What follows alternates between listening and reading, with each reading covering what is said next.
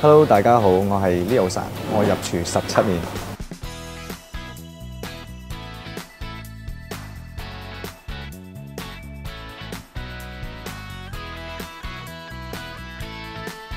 首先把牛豆腐呢一開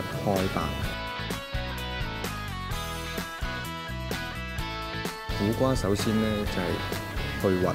切片，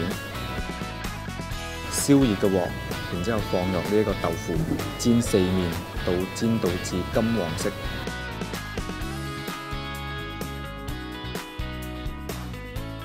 然之後放落呢個沖繩五花腩煎香，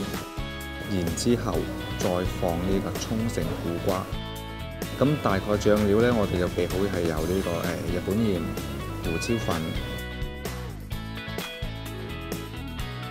同埋日本醬油。炒完之後呢，白蛋，蛋落呢要快，最後加木魚絲裝飾，咁就做完呢個沖繩炒苦瓜。